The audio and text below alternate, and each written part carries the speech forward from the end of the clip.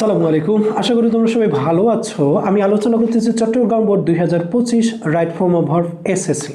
এখানে আমরা বক্সের ভিতরে কিছু আমরা ওয়ার্ড দেখতে পাচ্ছি। ওয়েট শব্দের অর্থ হলো ওজন করা, রিকোয়ার শব্দের অর্থ চাওয়া, থিঙ্ক শব্দের অর্থ চিন্তা করা, বি শব্দের অর্থ হলো এম ইজ আর ওয়াজ আর, যেটা আমরা হওয়া বা হয়েছিল অর্থে ব্যবহার করি।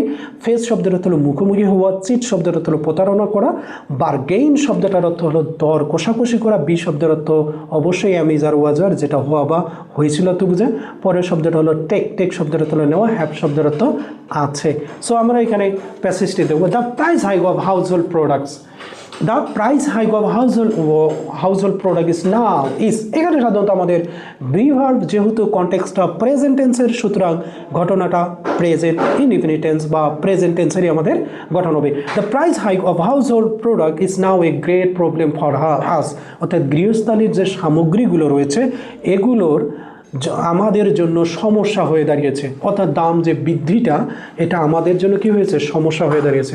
The price hike of household product is now a great problem for us, everyday we face it. আমরা প্রতিদিন এটার মুখোমুখি হই। এই যে ফেস ইট আমরা, অর্থাৎ উই হলো সাবজেক্টের প্লুরাল। আমরা জানি যে প্রেজেন্ট ইনডিফিনিট টেন্সের সাবজেক্ট যদি প্লুরাল হয় তাহলে ভার্বের প্রেজেন্ট ফর্ম তার সাথে এস বা ইয়েস যুক্ত হবে না। এভরিডে উই ফেস ইট, আমরা প্রতিদিন এটাকে কী করি, এটার মুখোমুখি হই। Most of the people having low income are in danger, অর্থাৎ যেই মানুষ, অধিকাংশ মানুষ যাদের রয়েছে বা আছে অল্প উপার্জন, আর ইন ডেঞ্জার তারা বিপদে। They can not think of parsing, they can not think. এখানে সাধারণত আমাদের মোডাল ভার্ব কোনো কিছু করতে পারার সামর্থ্য, যেহেতু অধিকাংশ মানুষেরই ইনকাম অনেক কম, এই অনেক কম হওয়ার কারণে কী করতে হয়, তাদের পারে না তারা চিন্তা করতে। এই যে সামর্থ্য বোঝাচ্ছে, এখানে কিন্তু আমাদের একটা কি মোডাল অক্সিলারি ভার্ব নিতে হবে। They can not think of purchasing meat and fish as they require, অর্থাৎ তারা কেনারও চিন্তা করতে পারে না গোস্ত এবং মাছ, কারণ যখন তারা চায়, অ্যাজ দে রিকোয়ার, যখন তারা চায়। ওকে, উই আর টু বার্গেন, অর্থাৎ আমাদেরকে বার্গেন করতে হয়। উই আর টু বার্গেন, আমাদেরকে কী করতে হয়, আমাদেরকে বার্গেন করতে হয়। কারণ over buying even simple products, অর্থাৎ ছোটো ছোটো সাধারণ পণ্যগুলোর উপরেও আমাদেরকে কী করতে হয়, দর কষাকষি করতে হয়। উই আর টু, সাধারণত আমরা জানি এখানে আর টু বার্গেন, এখানে বার্গেন শব্দটা মূল ভার্বের প্রেজেন্ট ফর্ম, কারণ আর টু এখানে মোডাল অক্সিলারি ভার্ব ব্যবহার হয়েছে।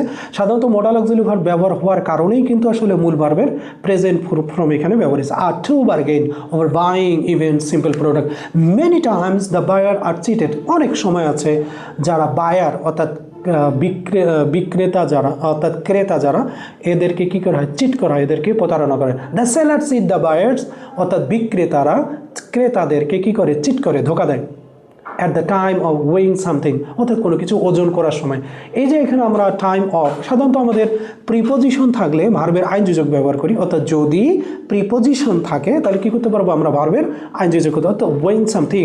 সাম স্টেপ হ্যাভ বিন টেকেন, কিছু পদক্ষেপ নেওয়া উচিত। হ্যাভ বিন টেকেন এখানে সাধারণত আমাদের প্যাসিভ ব্যবহার করা হয়েছে, আর প্যাসিভ ব্যবহার করার কারণে কী হয়েছে, হ্যাভ বিন টেকেন, অর্থাৎ হ্যাভ বিন টেকেন মূল ভার্বের password by the government to identify the culprit, এই যে কালপ্রিট যারা আছে তাদেরকে চিহ্নিত করার জন্য সরকারের দ্বারা এদের কী করতে হবে, কিছু স্টেপ গ্রহণ করতে হবে। এখানে সাধারণত হ্যাভ বিন গ্রহণ করার কারণ কি, যেটা কাজ আমাদের, আমরা জানি যে প্রেজেন্ট পারফেক্ট কাজ হলো অতীতকাল থেকে কোনো কাজ হয়ে আসতেছে এবং বর্তমান কালেও চলতেছে, এই কাজটার ক্ষেত্রে প্রেজেন্ট পারফেক্টে আসেন, অর্থাৎ গ্রহণ করেছে সরকার কর্তৃক, অর্থাৎ হ্যাভ বিন টেকেন। এখানে হ্যাভ তো আমাদের আছেই, সাধারণত প্যাসিভ ভার্ব পেছনের কারণ কি, এটা হলো আমাদের একটা অবজেক্ট, আর অবজেক্ট হওয়ার কারণে সাধারণত এখানে কী হয়েছে, আমাদের মূল ভার্বের পাসওয়ার্ড ফর্ম আকারে প্যাসিভ গঠন করা হয়েছে।